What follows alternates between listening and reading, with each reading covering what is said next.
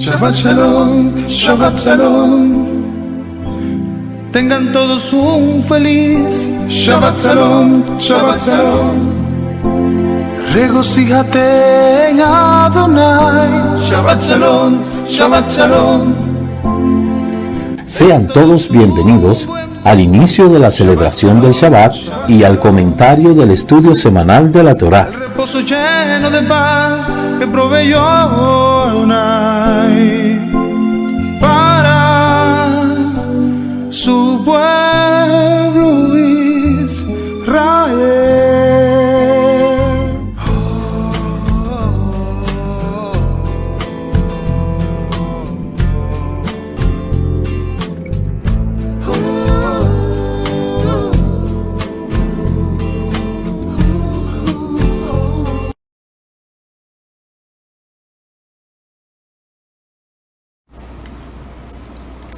Shabbat Shalom, amados, buenas noches, que el Eterno le bendiga, que el Eterno le guarde. Le damos la más cordial bienvenida a este programa de los viernes, la introducción de la porción semanal de la Torá, y quien les habla, su amigo y hermano en el Mesías, el Roé Ricardo Mojica. Somos el Ministerio Mesiánico Internacional, directo al corazón, anunciando la restauración de Israel y de todas las cosas.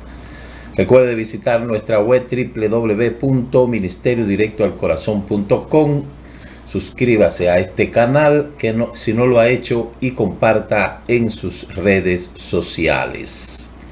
Una vez más, pues estamos aquí en este día para así llevar la acostumbrada introducción de la porción semanal de la Torá. Muchas gracias a todos ustedes que desde ya están ahí en espera de este programa de los viernes. En esta semana pues tenemos el estudio de Vayikra, el libro de los Kohanim. Pero antes vamos a dar el inicio a lo que es formalmente el Shabbat, y como de costumbre elevemos al Eterno esta plegaria del Begi Manu. Baruch atah Adonai Eloheinu melech haolam, segei anu veki manu vegi manu laman hased.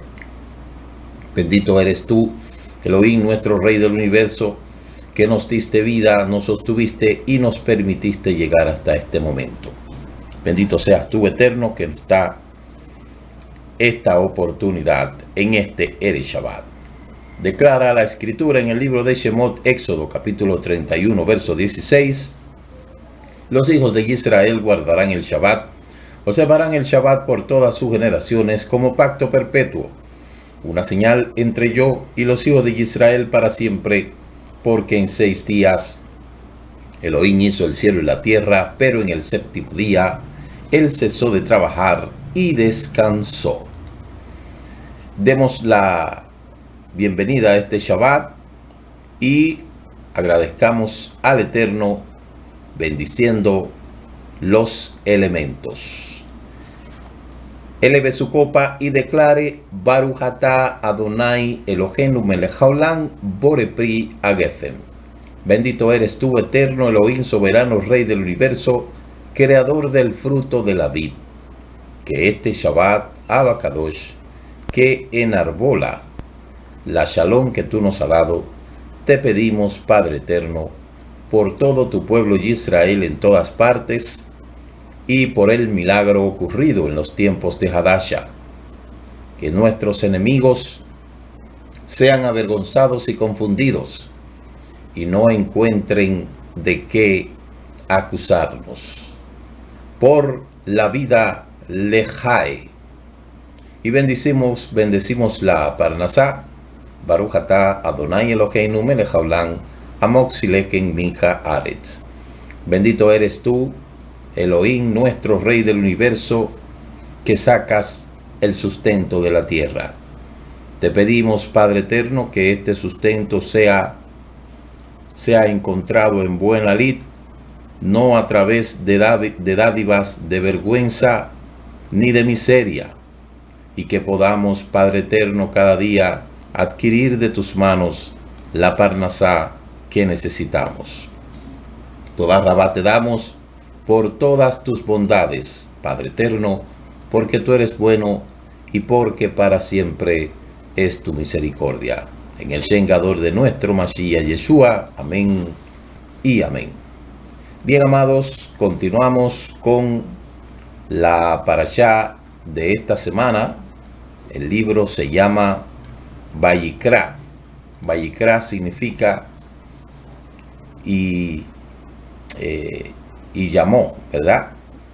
Por eso siempre cuando vamos a iniciar la historia, el estudio de un libro nuevo, siempre damos una síntesis de todo el libro para que podamos entender a cabalidad todo el contexto del libro. El nombre latinizado del libro de Vayikra, que es el tercer libro de la Torá, es como quien dice la espina dorsal o la columna que está en el centro. Fíjese que tenemos Bereshit, Shemot, Vayikra, que está en el centro, y luego tenemos Bamidbar y Devarim. Cuando usted hace una carpa de 5 pilares, pone el pilar del centro más alto para que pueda representar una casa, y precisamente el libro de Vayikra resalta de los demás 4 libros, porque hay un elemento fundamental y es la adoración, los sacrificios y la adoración, la entrega. Por eso el libro latinizado Levítico, que es un derivado de Leví, pero para nada que ver, porque no es lo mismo Leví, que es una tribu, a que sea Vayikra y llamó. Se le llama Vayikra y llamó porque en él se establece el orden de los sacrificios y el llamado de Leví, de la tribu de Leví, a servir.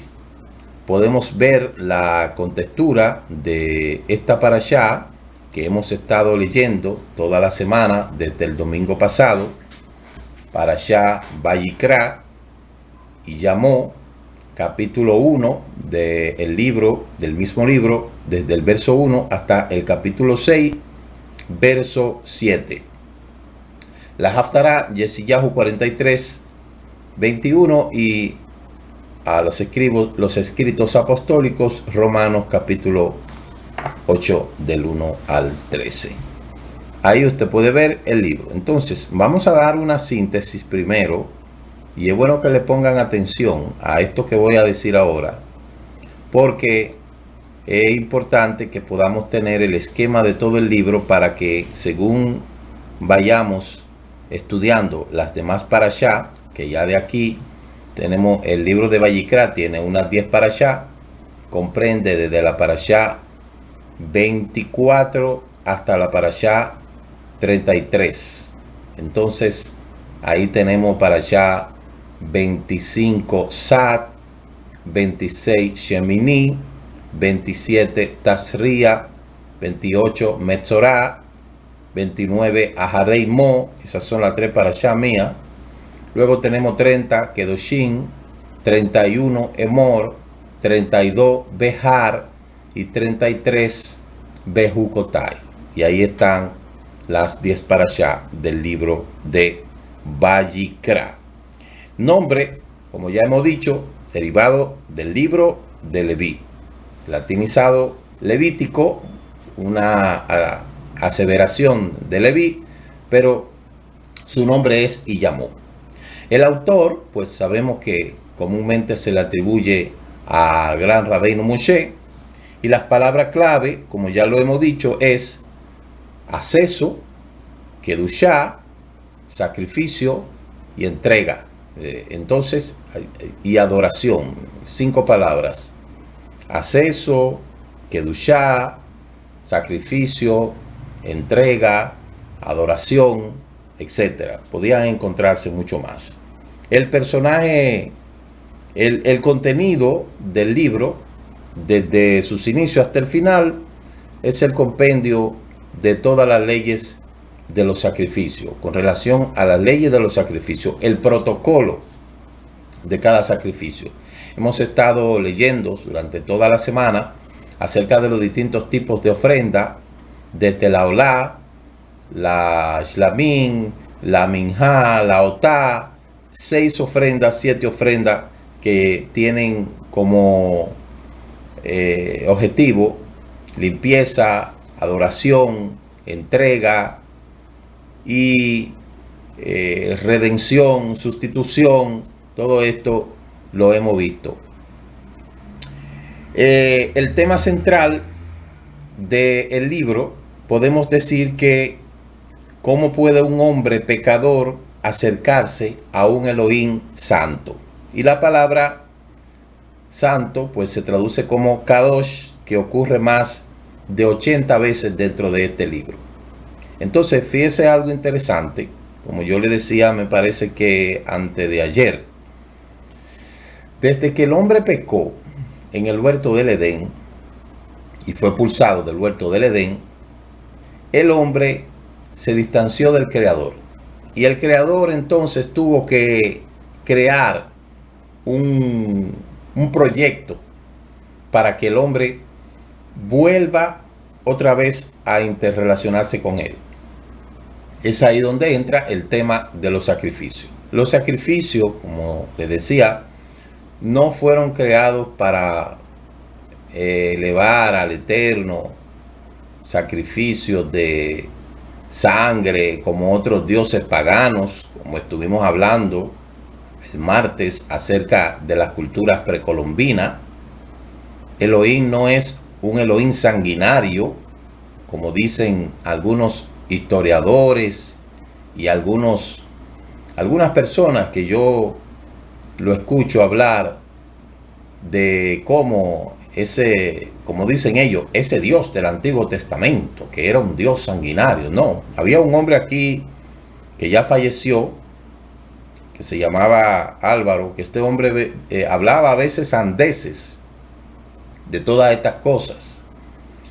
Este hombre ya falleció, inclusive cuando falleció dijo que él quería que lo cremaran. Lo cremaron y ya, olvídate, ya nadie se acuerda de ese lúgubre comunicador que hablaba, insultaba, ya ese pasó a la historia. Y él hablaba muchas veces sandeces y blasfemaba al nombre de Elohim y decía que el Dios de Israel es un Dios sanguinario y a veces decía como Netanyahu, es decir, era un hombre terrible, pero como hombre al fin tuvo que desaparecer de la faz de la tierra, porque en este mundo todo hombre nacido de mujer tiene que morir. Entonces, así como él, hay muchísima gente que hablan un sinnúmero de cosas tocante al Dios del Antiguo Testamento, ese Dios que no tenía misericordia. Y no es así, señores. El Elohim de Israel, entonces mire la contradicción de la gente.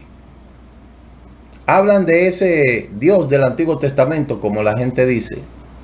Sin embargo, la escritura que utilizan para sus liturgias y sus bendiciones es la escritura que ese Dios, al cual ellos llaman sanguinario, le entregó a un pueblo, y entonces ellos lo han tomado para adueñarse de esa escritura. Ironía de la vida.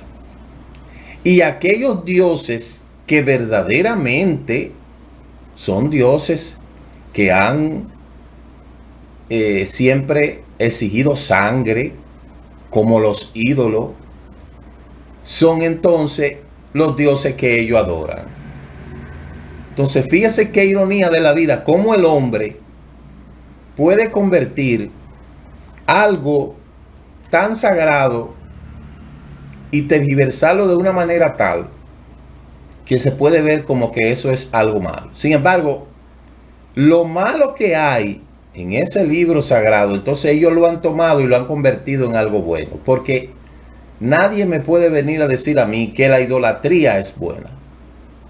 Y todo el concepto de idolatría que hay en este tiempo proviene precisamente de todo ese historial de la humanidad que precisamente se inclinó a la adoración de otros dioses, y esos otros dioses le exigían sacrificio a los seres humanos, y ellos desde esa época hasta acá, mire, la época diluviana, antes del diluvio, todos nosotros sabemos cómo los hombres se apartaron del Eterno.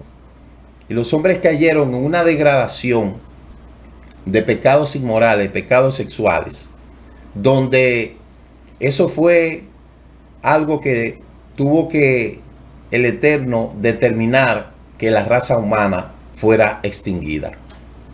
Porque todo lo que los antediluvianos cometieron fueron actos abominables, no tan abominables como los de esta generación. Entonces, después del diluvio, el Eterno entonces, que hace el pacto con Noé, fíjese que Noé sacrifica, hace un sacrificio de Olá, pero no para el Elohim, sino para ellos mismos. Por eso Noé significa descanso, porque la humanidad descansó en él. Pero ahí se acabó todo. La idolatría y todo ese tipo de cosas se exterminó con el diluvio, con el Matbul. No, porque nosotros vemos que después de eso, después que pasó el diluvio, los hombres entonces comenzaron a reunirse en un solo lugar, y vemos la confusión que tuvo el Eterno que llevar a la humanidad para quitarle de su vida el hecho de estar erigiendo un centro de adoración, porque él quería alzarse sobre todo, y como tenían una sola lengua, ¿verdad? La escritura dice que el Eterno confundió la lengua, luego que viene el diluvio, vuelvo y repito, que se reproducen de nuevo, comenzaron entonces los hombres a hacer lo malo ante los ojos del Eterno, como dice el capítulo 11. El Eterno entonces confunde las lenguas. ¿Y qué era lo que estaban haciendo allí los hombres? En lo que los historiadores le llaman la segura. Eso era un centro de adoración. Eso era un centro de elevarse y alzarse.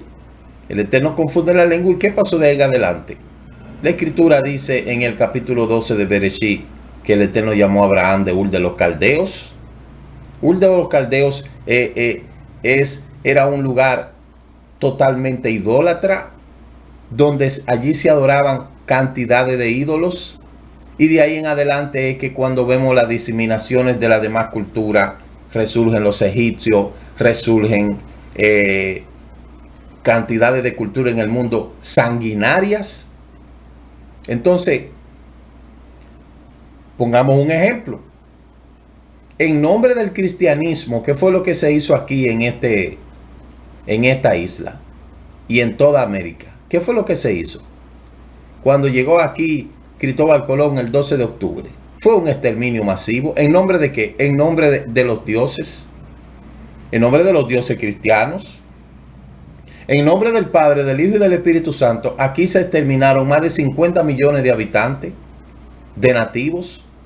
Entonces la gente vive hablando cosas sin ni siquiera chequear los antecedentes. El Eterno no es un Elohim que exige sacrificio, porque Él es un Elohim sanguinario. Eso no es así.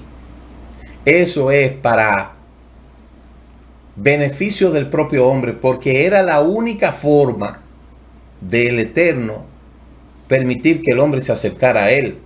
Por eso cuando saca al pueblo de Egipto, que quiere quitar esa mentalidad de esclavo de Egipto, le crea un Mishkan, y en ese Mishkan, como vimos en el capítulo, en el libro de Shemot, lo llama a Israel que le haga un Mishkan para que ellos se acerquen a él.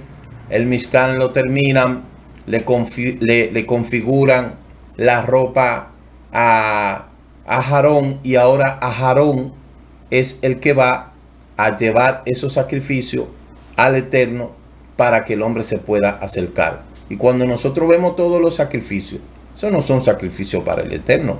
Porque, como hemos dicho en el Salmo 50, dice claramente que ¿para qué quiero yo la sangre de los toros, de los machos, de los cabríos? Si mío es toda la tierra, mío es todo cuanto yo he creado.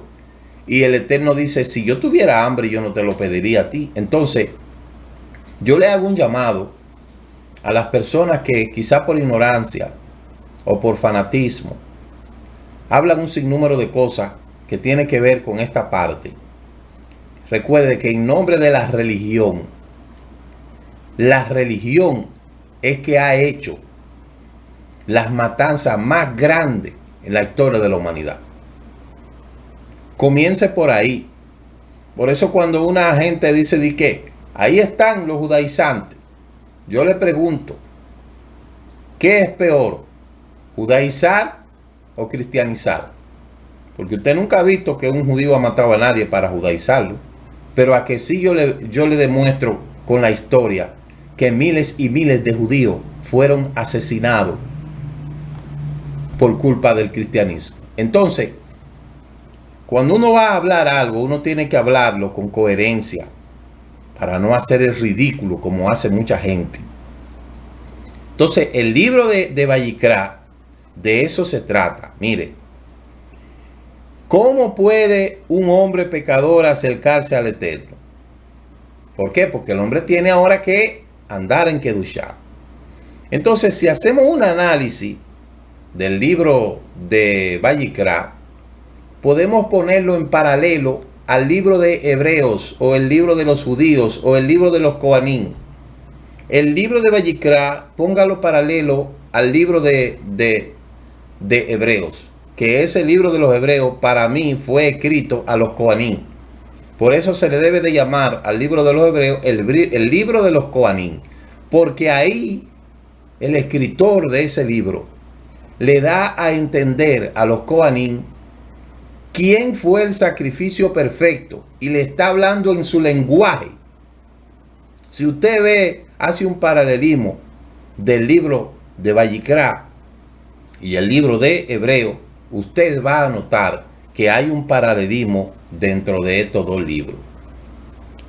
Entonces, en el análisis exhaustivo podemos hablar en primer lugar del acceso al Eterno. El hombre perdió ese acceso al Eterno y ahora el Eterno quiere crear un protocolo para que el hombre se acerque a él.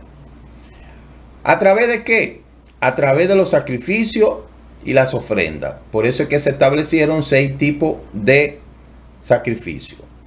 En la parte A podemos hablar de los holocaustos, que significan expiación y consagración. Habla el capítulo 1, del 2 al 9. Habla de la oblación, que significa acción de gracia, capítulo 2, del 1 al 2. Las ofrendas por el pecado, que significa reconciliación, que habla el capítulo 4. Ofrendas de transgresión, que significaban limpieza de culpa, capítulo 6, del 2 al 7. Ahí es donde se habla lo que es el sacrificio por el pecado, la ofrenda Hatá, Islamín, etc. Está la ofrenda de Shalom, capítulo 7, del 11 al 15. Lleve el esquema así como se lo estoy diciendo. Y en la siguiente sección, a través de la mediación de los Kohanim, es decir, el Kohanim viene siendo aquí un intermediario. El Kohanim es una persona humana que es llamado, como los hijos de Aarón. El capítulo 8, del 1 al 5, ahí se ve su limpieza, la propia limpieza de los Kohanim, capítulo 8, verso 6. Luego hablamos de los ornamentos que ellos utilizaran en cada sacrificio, capítulo 8, versos 7 al 13. Su expiación, la propia expiación de ellos, cuando ellos pequen, en la Parashá Shemini, en la Parashá Sat, que viene ahora, encomienda. Vamos a ver ese sentido. Habla de el capítulo 8, del 14 al 34. Habla de los ejemplos de su vida pecaminosa en cuanto a lo que los Kohanim, capítulo 10, Entonces, desde el capítulo 1 al capítulo 10 abarca todas estas cosas que les he hablado. Luego entramos en la parte 2 del libro, con el esquema que yo he podido reorganizar, las leyes especiales que gobiernan a Israel. Porque el Eterno llama a Israel al desierto y el pueblo tenía que aprender todas estas leyes para cuando vayan a estar como un pueblo ya independiente, puedan tener leyes de cómo regularizar el comportamiento y cómo organizarse socialmente. Entonces, por eso habla de las leyes especiales que gobiernan a Israel. Número 1, en cuanto a lo que es lo kosher. Capítulo 11, ahí habla de lo que son las leyes dietéticas, de lo que es el alimento, el uso de los animales, lo que son puros, lo que no son impuros, lo que se pueden comer, lo que no se pueden comer. Ahí hablamos claramente de el capítulo 11, que habla de los animales del aire que son kosher, cuando un ave es kosher. Habla de los animales de la tierra, los que son kosher y los que no son kosher, y habla de los acuíferos, los que son kosher y los que no son kosher. Para un ave ser kosher, comestible, apto, ahí están las aves. Se habla de una aves específica que no se deben de comer, todas las aves carroñeras, un sinnúmero de aves que hay ahí. Los animales de la tierra, los terrestres, se dice que tienen que tener pezuña hendida y rumiar. Tienen que tener estas dos características. Y en cuanto a lo que es los animales del agua, tienen que tener aleta y escama. Sencillo, como yo se lo he explicado. Los animales que son aptos para comer de las aves, son de los cielos. Ahí están las aves que se pueden comer, especificadas. Está como el pavo, la gallina, la paloma, la tórtola, el codorniz.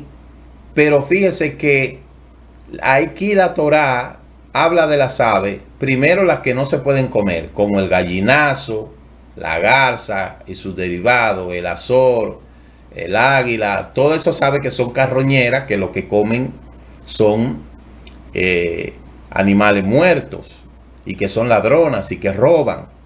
En el caso de la paloma, estuvimos hablando el miércoles que la paloma es uno de los animales más honrados, porque la paloma no roba. A diferencia de las demás aves que comen de las espigas, aunque sean kosher, por ejemplo, hay avecillas que son kosher, la tórtola, por ejemplo, pero la tórtola roba, la tórtola come de donde quiera. Sin embargo, la paloma no. El codorniz come de donde sea, y otras aves que son kosher, pero la paloma, si usted nota el comportamiento de la paloma come del suelo, de lo que ya ha goteado, etc. Entonces, por eso dicen los sabios que la paloma es uno de los animales más honrados que hay, porque la paloma no roba. Por eso, cuando una persona llevaba al Beit Amistad 2 palomitas, era considerada mayor ofrenda que un macho cabrío, o que un toro, o que una vaca, porque las palomas no roban. Mire qué interesante. Entonces se habla de los animales del agua. Para un animal, todos los anfibios están prohibidos comer. Hay animales encima del agua y debajo del agua. Los animales que flotan en el agua son anfibios. Esos animales no se pueden comer. Ahora, uno ve en el libro, en Facebook, cómo los asiáticos devoran todo tipo de animal. Se comen la serpiente, se comen los sapos, las ranas, se comen de todo, los alacranes, todo. Sin embargo, eso está prohibido. De los animales de la tierra, dice que tienen que tener pezuña hendida y rumiar, como ya hemos dicho. Si no tiene pezuña hendida y rumía, no es kosher. Y si tiene pezuña hendida y no rumía, no es kosher. Tiene que rumiar y tener pezuña hendida. De los anfibios, Ningún anfibio se puede comer. Y de los insectos, solamente hay un insecto que era permitido, pero hasta este punto no creo que en Israel yo haya visto ese insecto, que era la langosta, que era un tipo de saltamonte, pero ya eso no se come en Israel. Ahora, en México sí se lo comen y en otros lugares. Ese insecto que le dicen el chapulín. Pero no conozco en Israel, yo nunca vi en Israel que coman insectos. O sea que eso ya no se come. Aunque hay gente que se lo come. Hay gente que cuando va a visitar otras naciones, ni siquiera se pone a verificar qué está comiendo y come todo lo que le ponen en el frente, y luego eso viene y le da enfermedades terribles.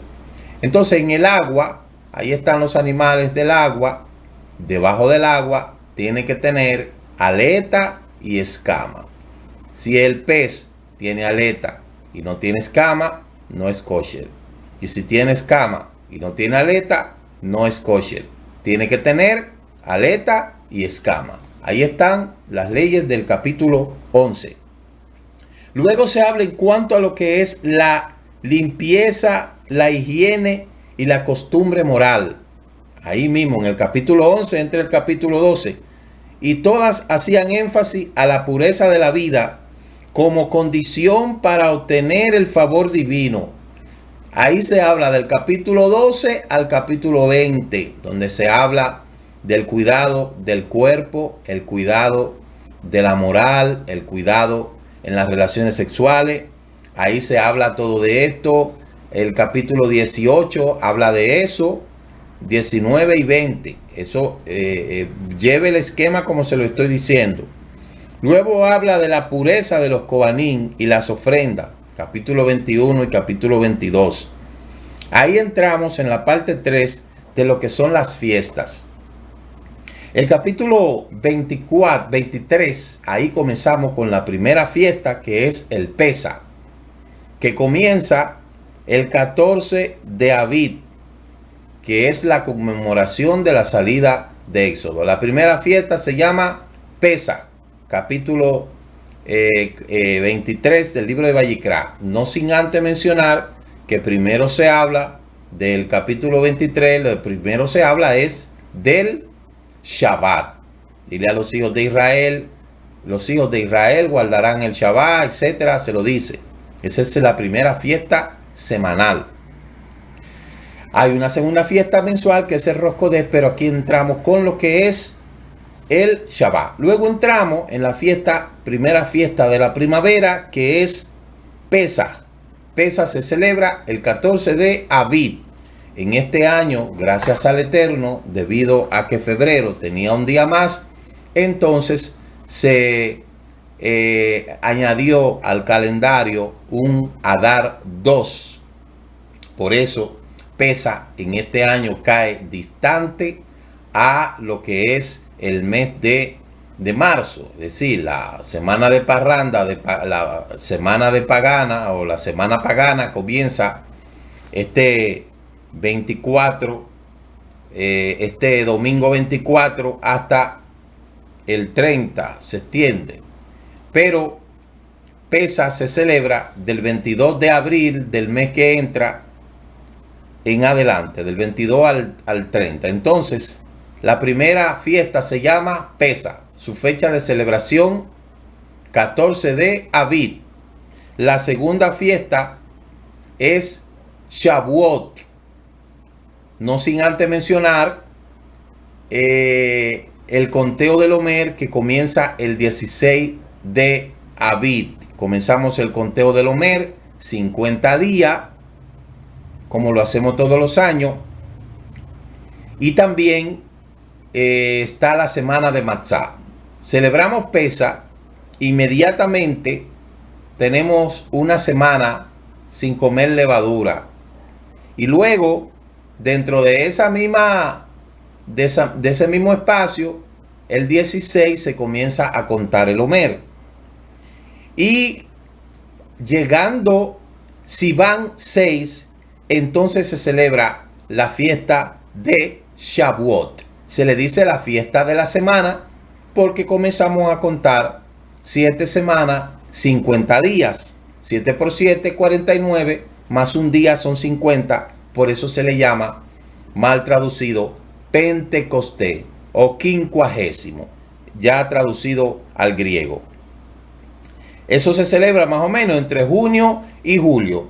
Se conmemora la promulgación de la Torá, porque la Torá se recibió en Har Sinaí el 6 de Sivan del 2448 antes de la era común. Y ahí entonces es donde se establece esa fiesta de Shavuot, la fiesta de la semana. Ahí continuamos con la siguiente fiesta, capítulo 23, del 23 al 25, la fiesta de Yom Teruah, la fiesta de las trompetas, Yom Teruah. Se celebra el 1 de Tishri. Y ahí entonces también se celebra el Año Nuevo judío, donde se celebra la creación y el nacimiento de Adán Harishon. Por eso se le llama la fiesta del Año Nuevo judío. Se le dice en hebreo Rosh Hashanah, pero conocemos que en el mes séptimo es la fiesta de Yom Teruah. Continuamos con, después de Yom Teruah, 10 días después, tenemos la fiesta de la expiación, que es Yom Kippur, que se celebra el 10 de Tisri. Capítulo 23, verso 26 al 32 del libro de Vayikra. Día de Yom Kippur, día de la expiación, que es el día en que todos ayunamos 24 horas. Y entonces, 7 días después, ahí entonces celebramos la fiesta de Sukkot, que comienza en lo que es, ¿verdad?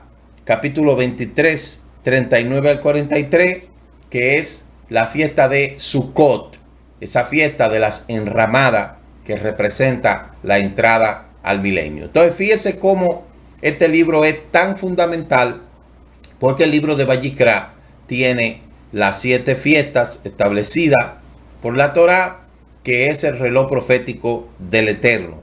Allí en la festividad de Sukkot, este año será un poco triste porque se va a cumplir un año desde ese ataque de la serpiente a Israel el 7 de octubre del año pasado. Pues ya usted vio cómo cantidades de terroristas entraron a Israel, secuestraron más de 300 personas, y eso fue algo terrible.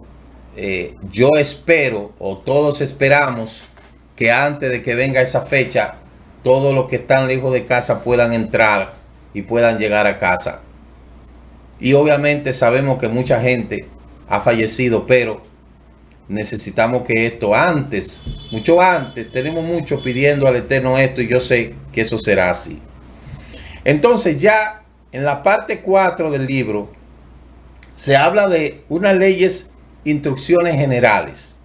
Se habla del llover, que ahí es donde se habla en la parashá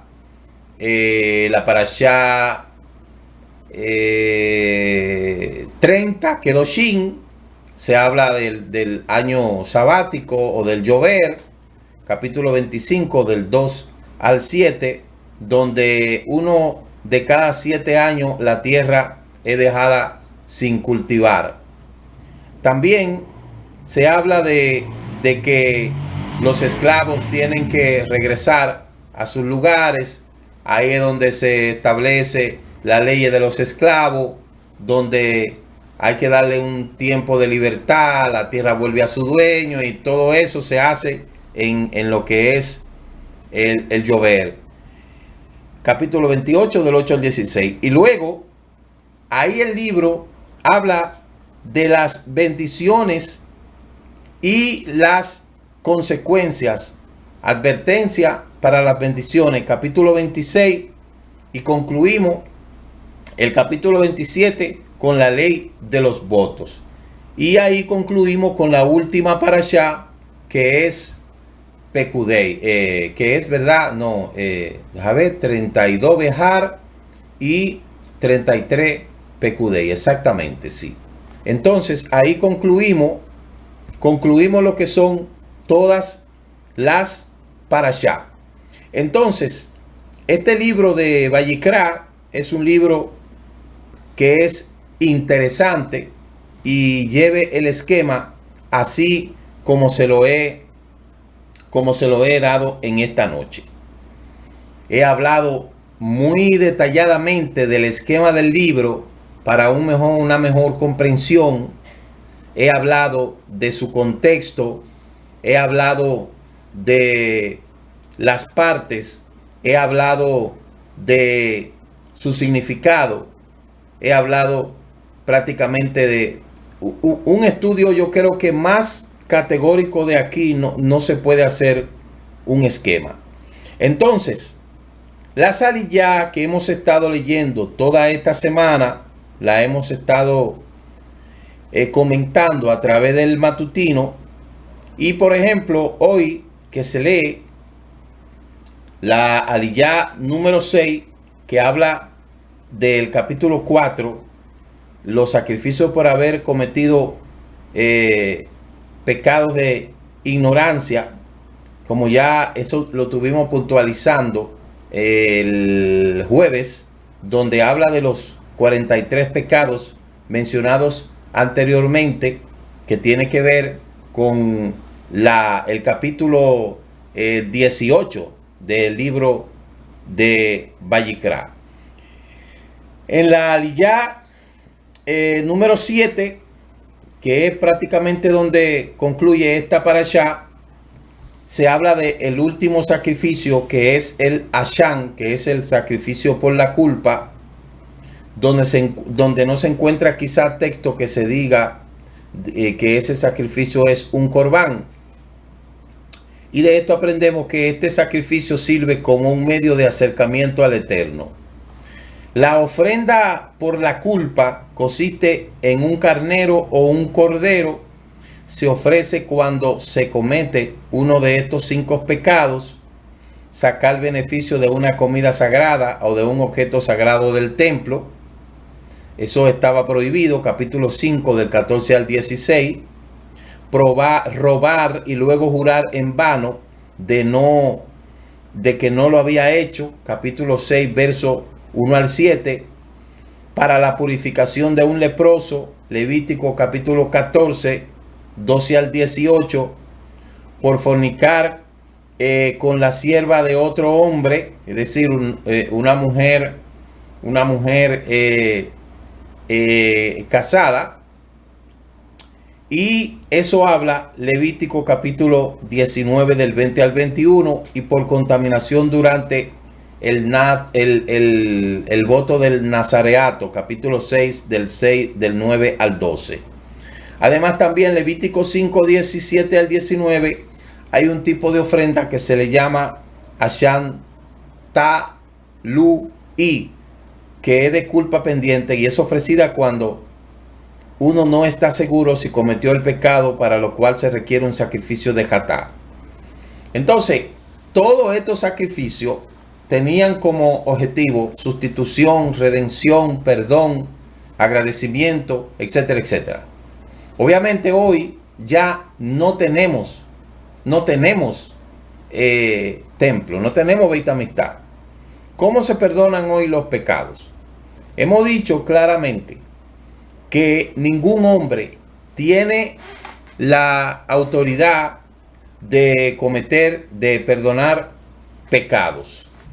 Y cuando hablamos del término pecado, estuvimos hablando de un tema interesante, me parece que el jueves, donde hablábamos de cómo los pecados han sido estereotipados. Por ejemplo, el paganismo, el catolicismo, se inventó 7 pecados capitales.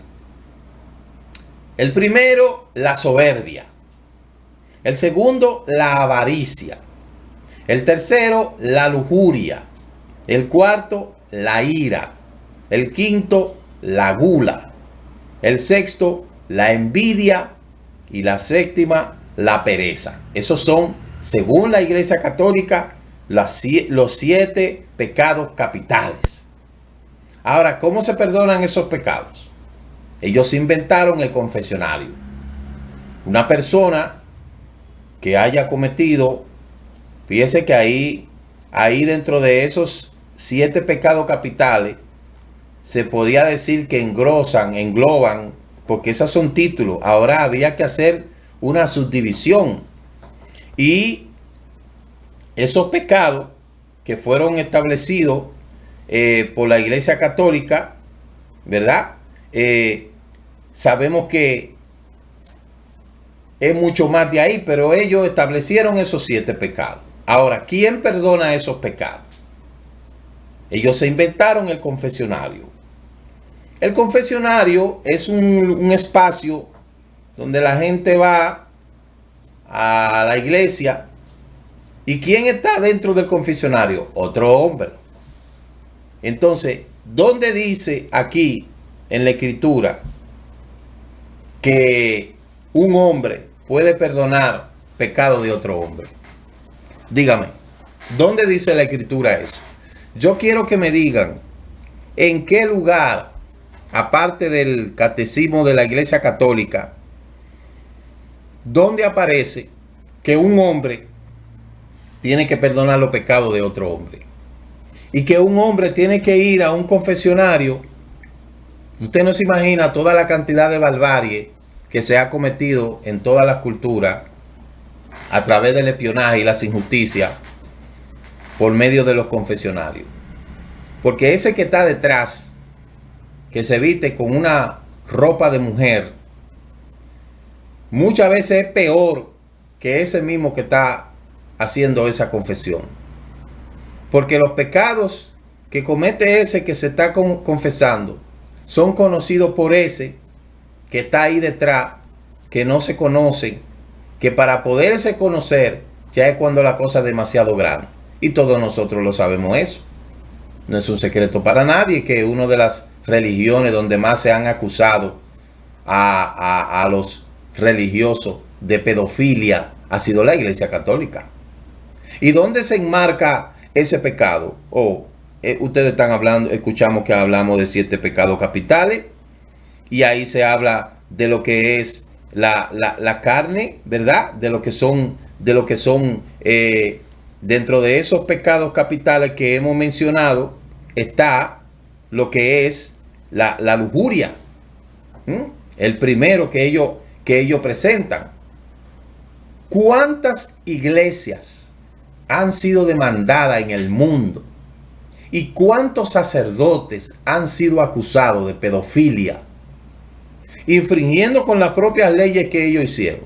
Entonces, dígame ¿usted cree que un hombre tiene capacidad de perdonar los pecados de otro? ¿Usted cree que un hombre pecador, porque es pecador, tiene la capacidad de ir a perdonar y limpiar a otro hombre? Ahí es donde dice la escritura, en el libro de Jeremías, que maldito es el hombre que confía en otro hombre y que pone su carne por brazo. Óigame, ahora mismo el Papa Francisco es un hombre pecador, nacido de mujer. Ahora mismo el pobrecito está casi inválido. Entonces, ahora mismo él mismo necesita que oren por él. ¿Por qué? Porque el pobrecito está casi inválido. Que esto yo lo digo con mucho respeto, porque es una persona que merece respeto, y lo que yo estoy diciendo no lo estoy diciendo con ninguna alevosía ni nada, sino que estoy diciendo dentro de un contexto real. Es un hombre, ya es un anciano y tiene muchísimas complicaciones de enfermedad, de salud. Entonces, no es verdad que ningún hombre puede perdonar ningún pecado a otro hombre. Eso de confesionario es un invento de la Iglesia Católica que fueron creados por ellos después de que se crearon todo ese tipo de cosas, donde conforme a ese catecismo en el 1865 y 1750 y 1865 específicamente, Es ahí donde se establece este tipo como se puede decir, un paradigma, un punto de partida para entonces establecer otros puntos. Esto fue Tomás de Aquino, donde se habla de este tipo de propuesta. 1866, artículo 8, el pecado, la proliferación y el pecado. Porque al principio todos los religiosos que se desprendieron precisamente de lo que es el judaísmo y se separaron, ninguno de ellos tenía ese concepto, porque la Torá habla claro. Estamos hablando del libro de Devarim, del libro de Vallicrá. Vallicrá dice la forma en que el hombre se tiene que acercar al Eterno a través de los sacrificios. Luego después de eso, como abolieron todo eso, entonces crearon otra dinámica de la manera en que el hombre se pueda acercar al Eterno, a través de como ellos proyectaron, a través de otro hombre, perdonándole el pecado a otro hombre. Y esto no es bajo ningún concepto ni bíblico, en ninguna escritura usted lo escucha que dice. La propia Biblia que ellos tienen no dice en ningún lugar que hay que ir a donde un hombre a confesar pecado, porque ningún hombre puede perdonar pecados. Eso puede sonar mal, lo que yo le estoy diciendo a usted en este momento, pero es la verdad. Es la verdad. Una de las religiones donde más ha sido acusada por pedofilia, usted se mete a Google y busca acusaciones de pedofilia en la Iglesia Católica. Usted lo busca y se va a encontrar con la sorpresa de que no son dos ni tres, son muchas a través del mundo, para que usted pueda confirmar lo que yo le estoy diciendo. Y de esa manera usted pueda entender lo que le estoy diciendo. El periódico El País, en ese sentido, es un periódico de opinión, habla de las cifras. Ese periódico habla de las cifras de la pederastía en la Iglesia Católica. Lo que yo le estoy diciendo no es un invento ni nada, simplemente búsquelo. Este artículo habla de cómo los abusos de la Iglesia a través de la pederastía han sido, mire, por ejemplo, dice la nota, la jerarquía católica española habla de una práctica delictiva desarrollada como mínimo durante los últimos 80 años. Una labor que fue vilipendiada por la misma jerarquía, la tachó poco rigurosa y solo decidió tomar mínimamente cartas en el asunto en diciembre del 2021. Ahí El País entregó directamente al Papa Francisco un documento de informe sobre su trabajo.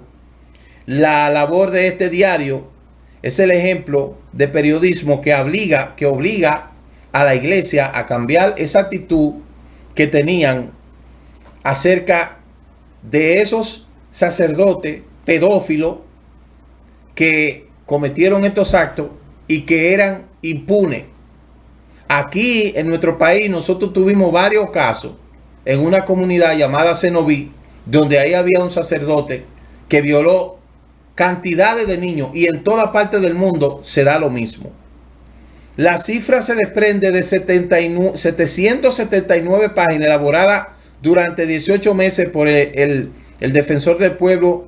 Al menos 444,000 personas sufrieron abusos sexuales a manos de los sacerdotes religiosos o individuos vinculados a la Iglesia Católica. Representa el 1,13% de la población española adulta actual. Estamos hablando en España nada más. Dice este reportaje que el porcentaje se extrae de la encuesta a 8.013 personas realizada por el defensor del pueblo del Instituto Demoscópico en una metodología aplicada a las ciencias sociales. O sea que estamos hablando que solamente en España, mal contada, el 1,13% de la población ha sido víctima de pedofilia a través de un religioso católico. Estamos hablando de al menos 440.000 personas solo en la Iglesia Católica.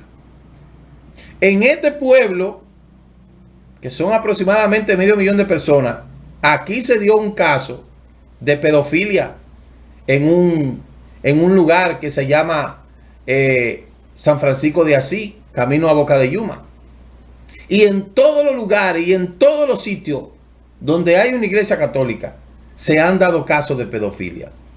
Entonces me pueden venir a mí a hablar de 7 pecados capitales cuando debajo de la falda llevan consigo todas estas atrocidades que han hecho y en contra de la niñez, para que hoy en día me vengan a decir a mí hasta esta altura de juego todavía que ustedes que se están yendo a confesionar a donde un hombre. Y quiero destacar el hecho de que en todas las religiones se han dado casos de pedofilia, porque tenemos que ser claros con esto. Se han dado casos de pedofilia en pastores cristianos. Se han dado casos de pedofilia en instituciones judías. Inclusive en Estados Unidos sometieron a varios rabinos por pedófilos. En instituciones, en otras instituciones, en escuelas, en universidades, en todos los lugares, donde quiera que hay hombres que tienen esta mala inclinación hacia lo que es la pedofilia, han existido pedófilos. Todo el tiempo ha existido pedófilos. Pero el Grammy de pedofilia se la ha llevado la Iglesia Católica. Eso no hay manera de que podamos tapar el sol con un dedo. No. Busque el historial de todo esto, de lo que yo le estoy diciendo. Hay otro periódico suizo que habla de los grandes escándalos de la pedofilia de la Iglesia Católica, los grandes escándalos de pedofilia en la Iglesia. Asimismo, dice este documento, el 13 de febrero del 2023, Portugal presentó este lunes la investigación sobre agresiones sexuales contra menores de la Iglesia Católica, un flagelo que cambió y afectó la institución en países como Estados Unidos, Chile y Australia. Mire, en Estados Unidos se habla entre 1950 y 2018 más de 20.000 menores de abuso de unos 7.000 miembros del clero. En el 2002, Boston Globe reveló la jerarquía y estos actos. En Chile, mire, en Chile más de 240 víctimas. En Alemania más de 547 entre 1945 y 1990. Tenemos en Francia más de 33.000 personas. En Irlanda, más de 85 sacerdotes fueron juzgados. En Polonia, cientos de cleros fueron juzgados. En Austria y Australia. Entonces, ¿qué me pueden hablar de 7 pecados capitales? Lo que yo le estoy diciendo a usted en este momento es algo que cae duro. La BBC habla que más de 600 niños fueron abusados por 150 sacerdotes. El impactante nuevo informe de abuso sexual en la Iglesia Católica en Estados Unidos. Mire, busque esto que le estoy diciendo. Más de 150 sacerdotes católicos y otras personas relacionadas con la arquidiócesis de Baltimore, en el estado de Maryland, abusaron sexualmente de más de 600 niños en los últimos 80 años, según el informe publicado este miércoles. Entonces, señores, esto no es un documento contra la Iglesia Católica, ni mucho menos. Esto es algo real, Ahora, la forma en que el Eterno ha designado en este tiempo, donde no existen ya los sacrificios, ¿cuáles son los métodos para la persona purgarse de sus pecados? Número uno, la teshuvá. Teshuvá significa cambiar de actitud y cambiar de vida. Eso es lo primero, la teshuvá. A lo que mal se ha traducido como arrepentimiento. Teshuvá quiere decir devolverse, devolverse del mal. No sin antes reconocer que es pecador. Ahora, esto pica y se extiende porque hay que especificar qué es pecado y qué no es pecado.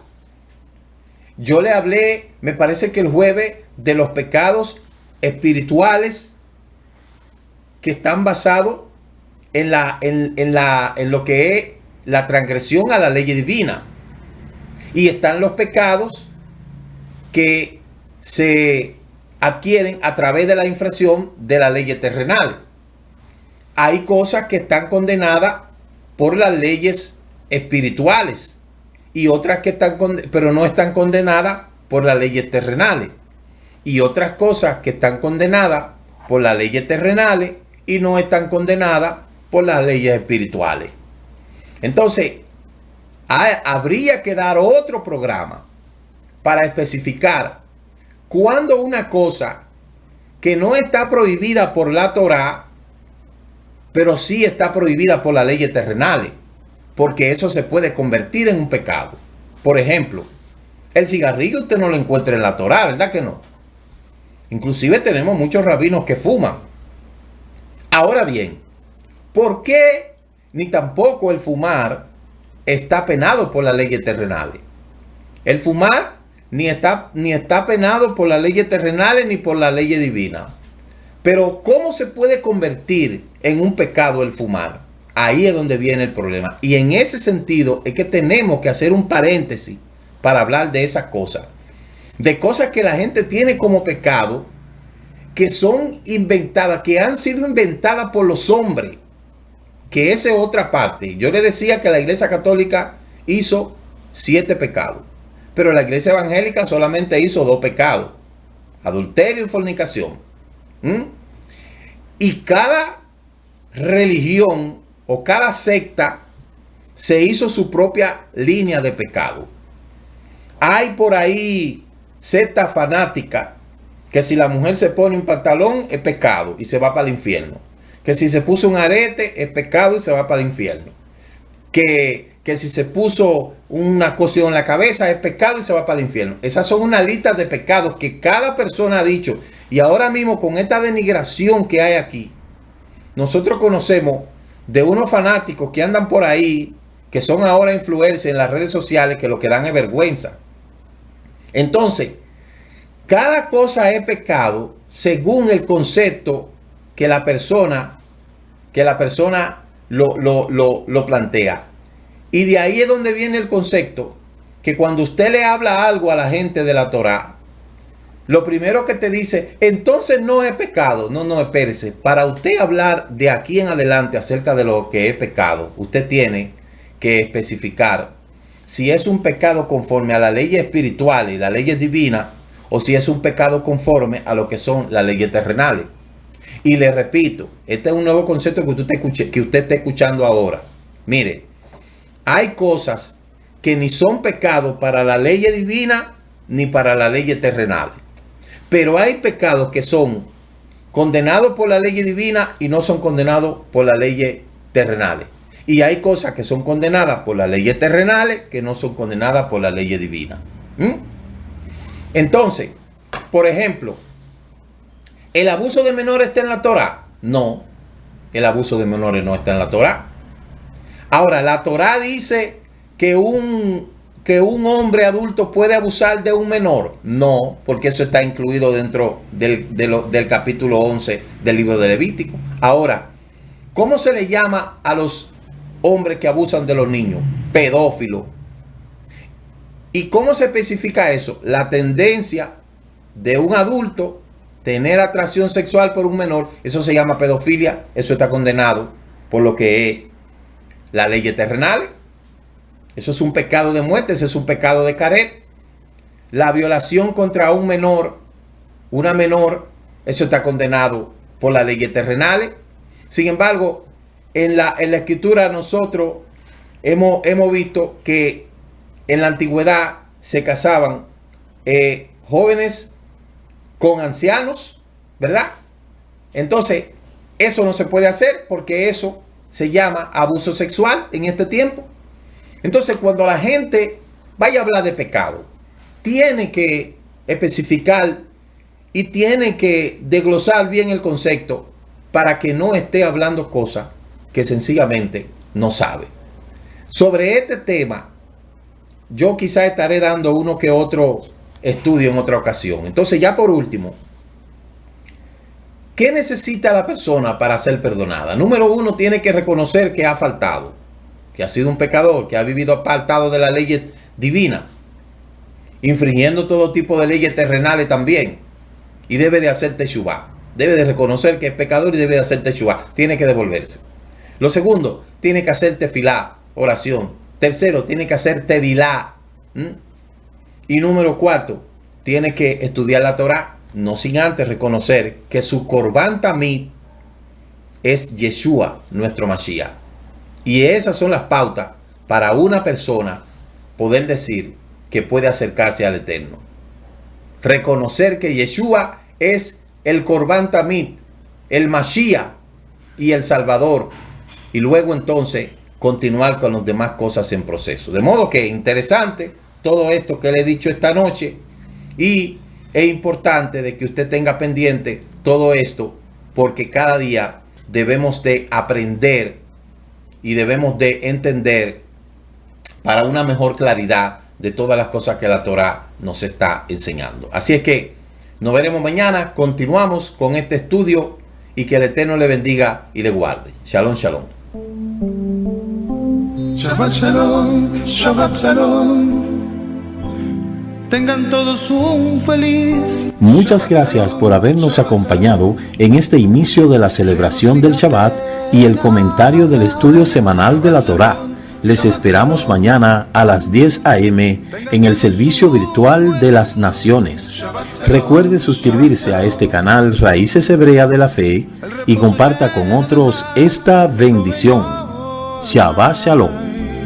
Dicen nuestros sabios, es más lo que ha hecho el Shabbat por Israel que lo que Israel ha hecho por el Shabbat. El Shabbat nos ha preservado como pueblo. Es un día que dedicamos a Adonai y aprendemos de su Torah.